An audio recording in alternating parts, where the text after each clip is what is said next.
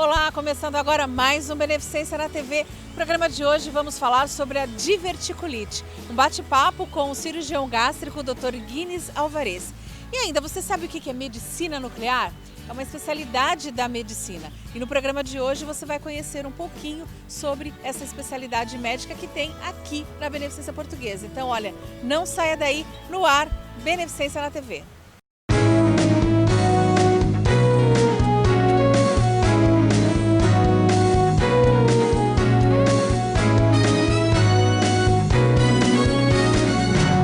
Beneficência na TV. Você já ouviu falar em doença diverticular? Sobre esse assunto eu vou conversar com ele, que é cirurgião do aparelho digestivo, Dr. Guinis Alvarez. Tudo bom, doutor? Tudo bem.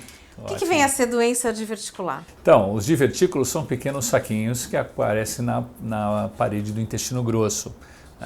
Com o tempo, essa parede fraqueja, laceia e forma pequenos sacos. E isso a gente chama de divertículo. E isso pode ocasionar ou não doença. Então tem graus.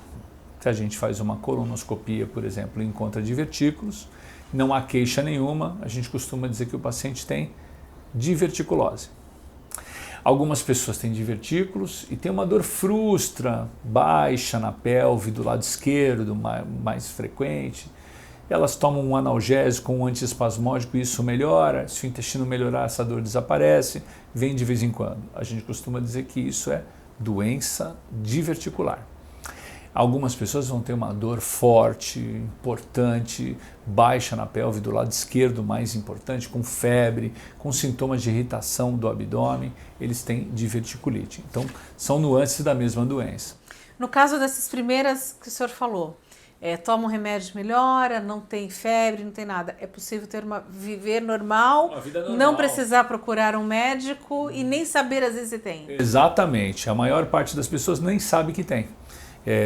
Vai fazer uma colonoscopia por qualquer outro motivo, até para evitar profilaxia do câncer coloretal e vai e descobre que tem divertículos. Não, doutor, mas eu tenho um intestino muito bom, funciona bem, ótimo. Não tem queixa nenhuma. Então, muito cuidado, porque as pessoas costumam dizer, eu tenho diverticulite. Mas por quê? Tem a crise, tem dor? Não, eu fiz uma colono que tem divertículo. Isso a gente chama de diverticulose, ou seja, o achado fortuito de divertículo no intestino grosso. O que ocasiona isso, doutor? Os hábitos alimentares é o principal? A gente acredita que os hábitos alimentares têm alguma relação. Porque, na verdade, essa região do lado esquerdo do intestino tem um calibre menor, portanto, tem uma pressão maior. Pessoas que têm intestino mais preso, elas tendem a ter maior pressão e tendem a criar mais divertículos. Então, a gente sempre, quando o paciente vem nos procurar com doença diverticular, a gente sugere diminuir a pressão. Como fazer isso? Tendo uma evacuação melhor, entrando com fibra vegetal, com uma quantidade de líquido importante para que ele tenha diminuição da pressão e, portanto, não piore os seus divertículos, não aumente a pressão nos seus divertículos. Agora, nesse terceiro, quando o senhor fala que já tem uma dor abdominal, febre, aí a coisa já é mais séria. E no caso disso, qual seria o tratamento? Há necessidade, às vezes, de uma cirurgia? Às vezes há necessidade, sim. Existem formas muito graves de diverticulite aguda. Algumas que vão requerer cirurgia imediata, com a saída de fezes para dentro da cavidade abdominal, fezes e gases. Ela pode entrar, as fezes? Pode perfurar, o divertículo perfura para dentro da cavidade e, na verdade, toda diverticulite é uma perfuração. Quando ela é uma pequena perfuração, ela normalmente é tamponada por alguma víscera que está perto e, às vezes, ela passa... É fácil de controlar. Em alguma situação, quando a perfuração é maior, o calibre da perfuração é maior, essas fezes caem dentro da cavidade. E aí a coisa é muito grave, porque fezes dentro da cavidade são quadros que podem ser até mortais. Então, aí a necessidade de uma cirurgia de urgência para resolver. Como é que a gente sabe disso? Esse doente, quando ele vem para o nosso consultório, que ele tem dor abdominal, ele está numa situação de urgência, ele vai para o hospital e ele passa por uma tomografia. A tomografia é o exame de imagem mais importante na diverticulite aguda. A tomografia vai me dizer se está perfurado, se tem pus na cavidade, se tem alguma coisa, se a cavidade abdominal está tomada por algum tipo de secreção, e a gente vai poder dizer se esse paciente vai direto para uma cirurgia, claro, associado com a clínica que o doente tem, ou se ele pode ser internado, tratado com medicação, com antibióticos, por exemplo. No caso de uma cirurgia, como é que é feita a cirurgia, doutora? Então, nesse caso a gente tem, por exemplo, na emergência a gente tem a cirurgia que é quase sempre laparotômica. A gente abre a barriga e ataca o foco da diverticulite. É possível fazer isso por laparoscopia também. No caso das imagens, a gente está falando de uma cirurgia eletiva. É um paciente que já teve uma perfuração, há um mês e meio atrás. Nós tratamos conservadoramente, mas ele vinha com queixa de dor ao longo do tempo, já não era só a primeira, era só a quarta crise e persistiu ainda com incômodo, com dor no pós-operatório, no período pós-crise. E aí nós indicamos cirurgia para ele. Hoje a gente opera muito menos diverticulite que operava no passado. Então esse é um caso de uma cirurgia eletiva, ou seja, nós conseguimos controlar a infecção e operamos depois. Em algumas situações nós não temos tanta sorte. Essas que têm fezes na cavidade, ou seja, o que tem pus na cavidade, normalmente vão para uma cirurgia de emergência. E aí a gente consegue fazer algumas situações por via laparoscópica, como é o caso dessa imagem, a cirurgia eletiva, ou em algumas situações a gente tem que fazer por laparotomia exploradora. Uma vez diagnosticado e pós-operatório, a pessoa precisa mudar a dieta dela? Ou ela, eu não vou mais poder comer isso, não posso comer aquilo, não, ela pode ter uma vida normal? Pode ter uma vida normal. Na verdade, quanto mais fibra vegetal ela puder consumir, melhor vai ser a sua evacuação e melhor vai ser a sua vida. É possível ter nova diverticulite? É possível, porque a cirurgia não retira todo o intestino grosso. Então, se o indivíduo continua com uma dieta que é pouco rica em fibra vegetal, pode ser que ele desenvolva novos divertículos e tenha uma crise, não naquele que foi operado, naquele segmento, mas em outro segmento que ficou. Certo. Pode virar um câncer, doutor? Não pode virar Nenhuma câncer. Relação. O problema é as pessoas acreditarem que elas têm uma coisa e elas terem outra. Ou seja, quando existe uma forma de diverticulite, às vezes a gente entra numa cirurgia de urgência e vê uma massa tumoral. Será que essa massa tumoral, pelo lado de fora, ela é divertículo ou é um tumor que perfurou? Às vezes a gente tem que tratar como câncer e vai descobrir só que é divertículo depois. Quando a gente trata uma diverticulite, presumidamente diverticulite, quando o paciente sai da crise, a gente pede para ele fazer uma colonoscopia para a gente ter certeza que nós não estamos falando de um tumor maligno. Diverticulite não vira câncer, mas ela pode ser confundida com câncer. E essa é a preocupação da gente. Quando se fala em fazer esse exame, ainda existe muito preconceito? As pessoas têm muito medo de fazer esse exame? A colonoscopia? Tem sim. Tem muita dificuldade, né? Veja só, não é um exame livre de problemas, de riscos. Os riscos eles são pequenos, mas eles existem. Mas, no entanto, é um exame fantástico, porque ele consegue fazer diagnóstico de praticamente tudo. Então, veja, é um exame que você faz hoje com uma sedação profunda. Sinceramente, você não lembra. O preparo é um pouco chato, porque afinal você tem que tomar um remédio para limpar o seu intestino. Mas durante o exame você dormiu, acordou, acabou. E mais, com o potencial que ele tem de curar, principalmente retirar pólipos, etc., fazer alguns tratamentos que no passado eram impensáveis. Né? É possível prevenir isso tudo? É possível, é provável, no caso da doença diverticular há muita discussão, né? Mas é provável que a gente consiga diminuir as doenças do cólon reto tendo uma alimentação mais rica em fibra vegetal. O raciocínio é simples. Nós somos primatas. Nós temos um intestino desenhado de um primata. E nós temos um intestino longo, de 9 metros da boca até o ânus. Todo animal que tem um intestino desse tamanho, para que ter um intestino tão longo? É porque a natureza precisa retirar, faz muito esforço para retirar substâncias de um alimento que é vagabundo, do ponto de vista energético, que é a fibra vegetal. Então nós temos o intestino de um animal comedor de fibra. E o nosso problema é que a gente come cada vez menos fibra.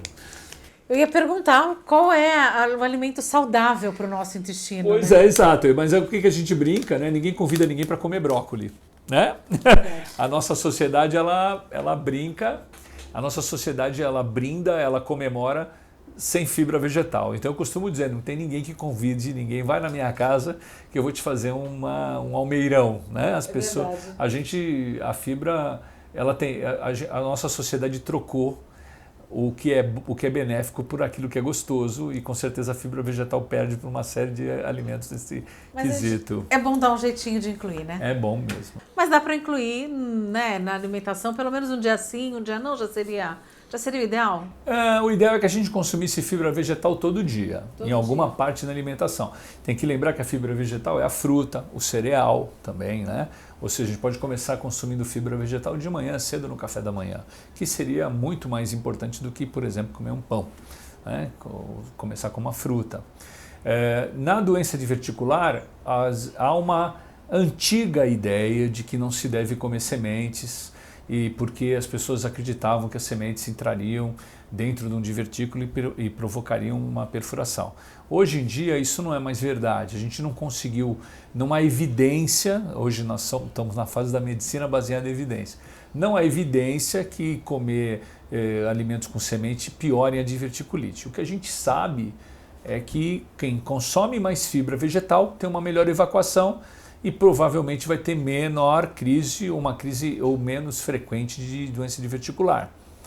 E aí então algumas coisas que têm semente são muito boas, né? Então hoje a gente não proíbe mais o paciente de comer semente, ao contrário, quanto ele puder aumentar a fibra vegetal. Mas vamos lembrar, é possível tomar suco de fruta, é possível comer a fruta, é possível usar cereais de café da manhã, tudo isso é fibra vegetal. As saladas de forma geral. Então tem muita coisa hoje em dia que a gente pode usar para ajudar. Agora, quando o senhor fala de é possível, é permitido, mas a gente quer saber assim, se o paciente ele precisa de uma dieta específica a partir do momento que é feito o diagnóstico, além de tudo isso que o senhor já falou, de fibras, de fibra vegetal, mas e aí? O churrasquinho final de semana, final do ano está chegando. Então não sei se a gente vai conseguir ter os encontros, né, os amigos secretos, as confraternizações, mas final do ano está chegando. Churrasquinho, final de semana uma cerveja, um refrigerante, e aí um doce. Então, algumas coisas, tudo depende do sintoma que o paciente tem. Então veja só, quando a gente consome muito carboidrato, doce, os carboidratos de forma geral, nós vamos produzir mais gás. Alguns pacientes ficam incomodados. Isso não piora a doença diverticular, mas em alguns vão ficar incomodados com o gás. Então, uma dieta com alimentação menor, que produz menos gás, e daí doces, por exemplo, eles são degradados pelas bactérias e em forma de gás. Então, dietas assim vão produzir mais gás, vão ser um pouco mais incômodas. A gente não está muito preocupado com o que o doente come, a gente está preocupado com aquilo que ele não come. O que significa? Você pode comer um bife, você pode comer o seu churrasco, coma uma salada. Ao longo do dia, coma alguma fibra vegetal. Ou seja, não está importando tanto comer o bife, mas está importando comer a salada, ou seja, tem uma boa evacuação. Pessoas que têm uma boa evacuação, uma evacuação diária, sem esforço, elas têm menos chance de ter uma crise de doença diverticular. E bastante água, né? Muita água, porque a água, como a gente já disse, né, a função do intestino é absorver água. Então, se a gente consome bastante água, as nossas fezes vão sair pastosas, a gente vai ter uma evacuação com mais facilidade. Tá certo. Doutor, obrigada pela sua participação mais uma vez. Eu vou para um rápido intervalo e daqui a pouquinho eu volto. Estamos apresentando Beneficência na TV. A Sociedade Portuguesa de Beneficência é referência no atendimento médico hospitalar. São dezenas de especialidades médicas, centro cirúrgico capacitado para cirurgias de todos os graus de complexidade, apartamentos totalmente climatizados, exames de imagem, hemodinâmica, centro cirúrgico oftalmológico, pronto-socorro. A humanização e a excelência no atendimento são as bases de atuação da Sociedade Portuguesa de Beneficência. Voltamos a apresentar Beneficência na TV. De volta com Beneficência na TV e a gente vai falar de uma especialidade médica pouco conhecida. Você já ouviu falar em medicina nuclear? Medicina nuclear é uma especialidade médica e tem aqui dentro da Beneficência Portuguesa. E eu converso com o Dr. Miguel, que vai explicar pra gente. Tudo bem, doutor? Tudo bom. Vamos lá, doutor. O que vem a ser a medicina nuclear? Bom, como você disse, é uma especialidade médica e ela trabalha principalmente com diagnóstico por imagem.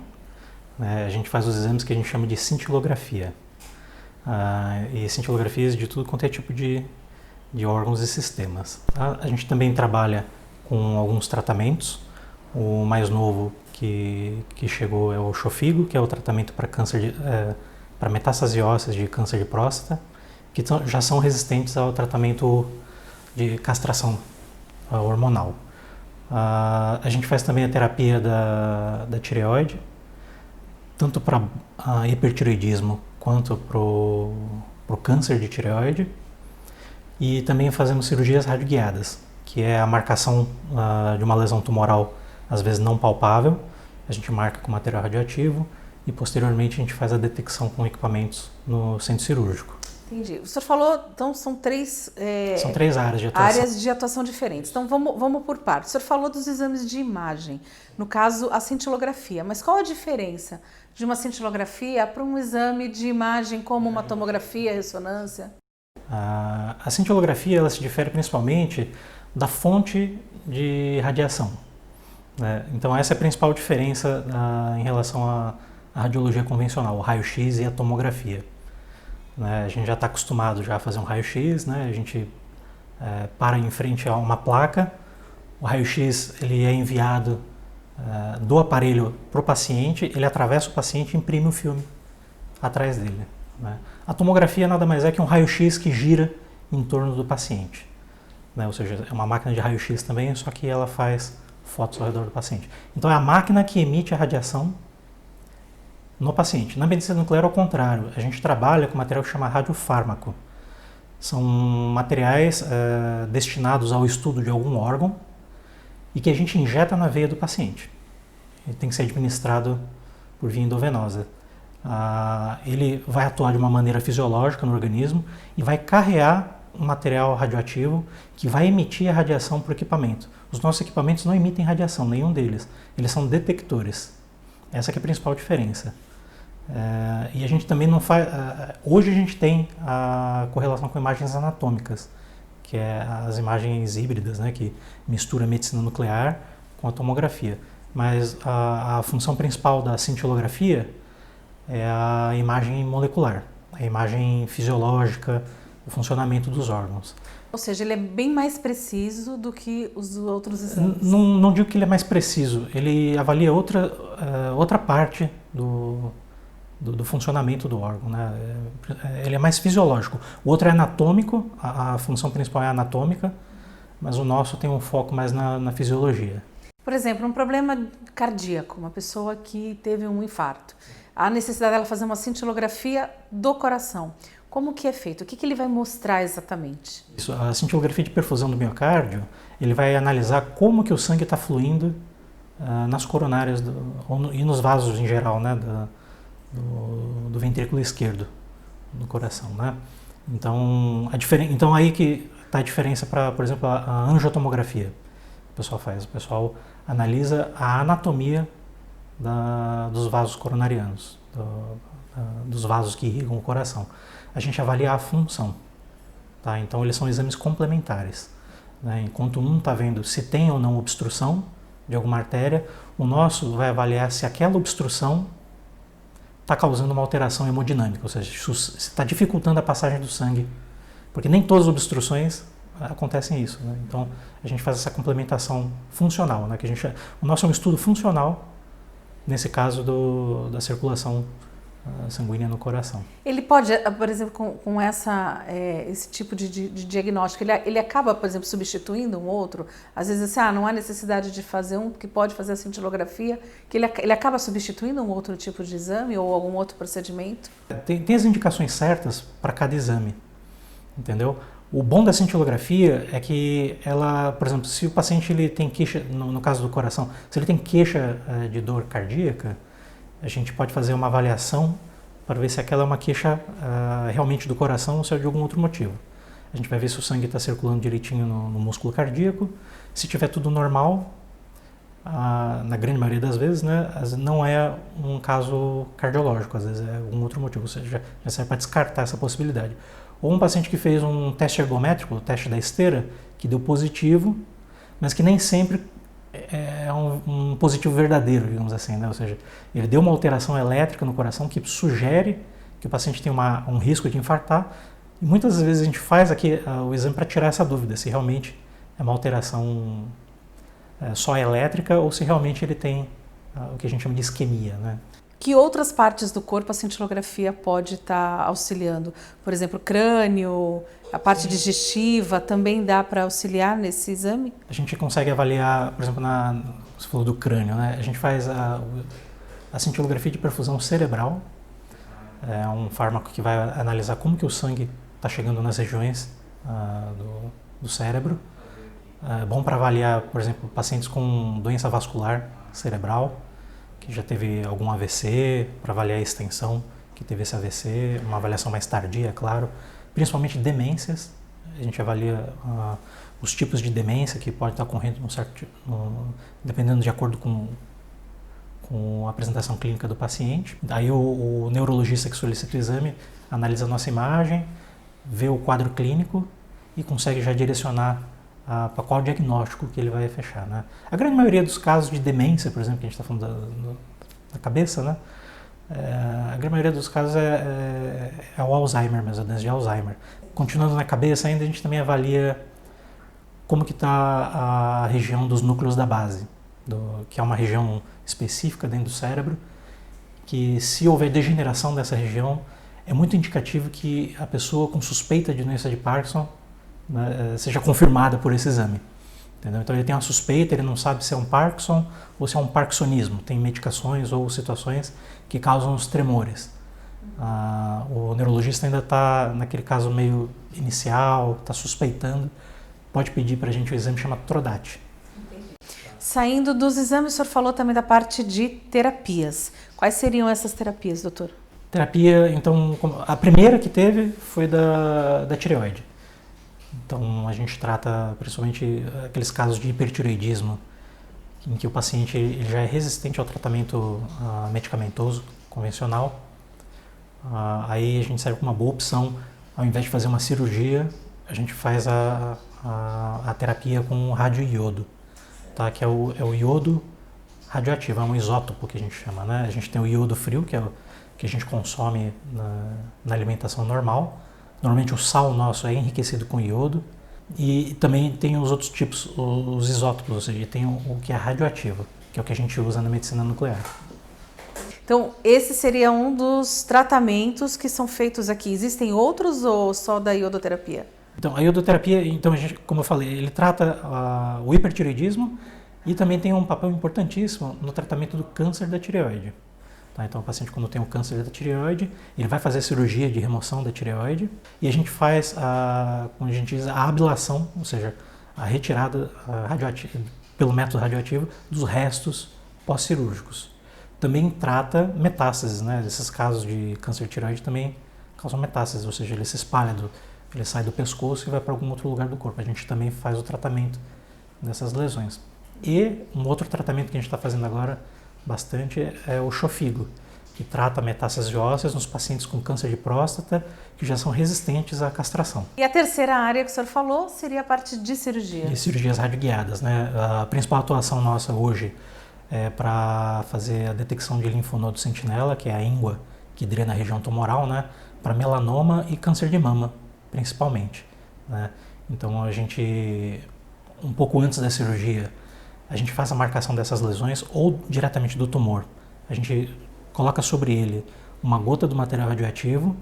No dia seguinte eu levo o equipamento no centro cirúrgico que vai detectar essa gota, que vai estar marcando o tumor.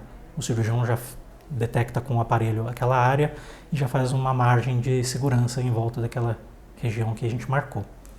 E do linfonodo sentinela eu injeto ao redor da lesão principal tumoral para ver onde que vai drenar, em qual linfonodo, ou íngua, né, que a gente pode chamar de íngua, ele vai drenar. Aí eu faço a foto no aparelho, no dia seguinte eu vou no centro cirúrgico, ou um pouco mais tarde, eu vou no centro cirúrgico, levo um equipamento, que é um detector de radiação também, mas ele tem o formato de uma caneta. Quando você passa essa caneta em cima do material radioativo, ele apita. Aí o cirurgião sabe exatamente onde que está essa íngua ou o tumor marcado. Entendi.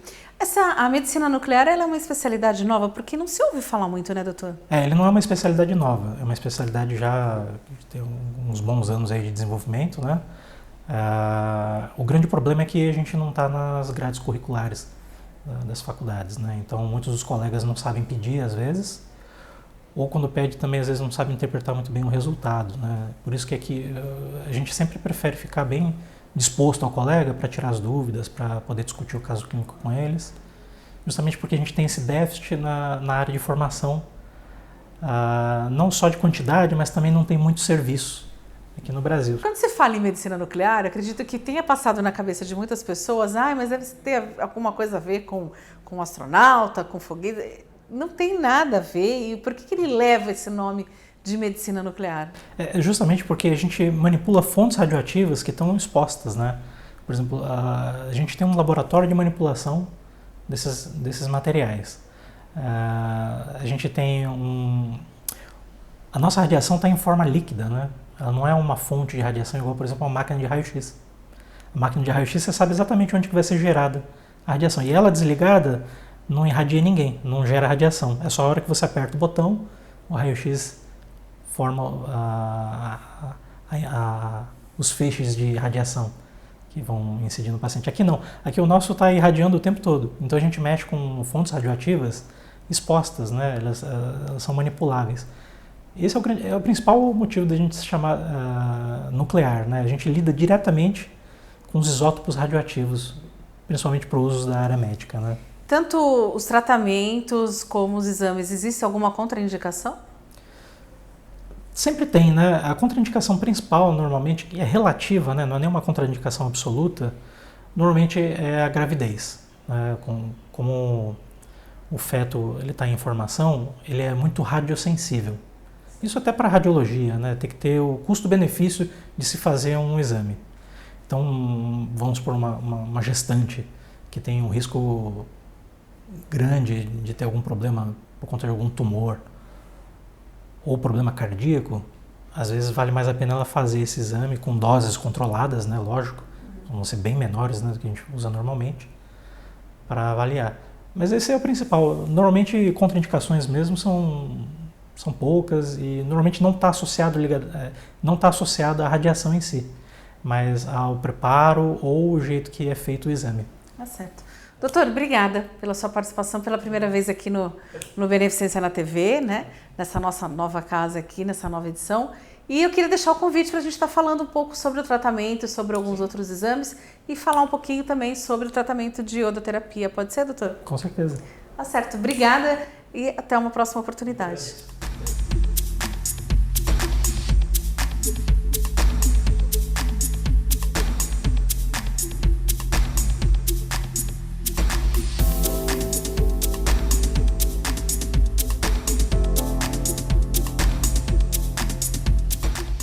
Bom, o Beneficência na TV de hoje fica por aqui. Espero que você tenha gostado. Antes de encerrar, eu quero fazer um agradecimento especial à Teca da Sala VIP, Teca Sala VIP, que a partir de agora está cuidando dos meus cabelos. Então, um beijo para você, Teca, muito obrigada e seja bem-vinda à família Beneficência. E você já sabe, quer rever o programa de hoje ou outras matérias, é só acessar as nossas redes sociais e lá você pode encontrar todos os programas Beneficência na TV. E na próxima semana eu volto com mais Beneficência na TV. Até lá!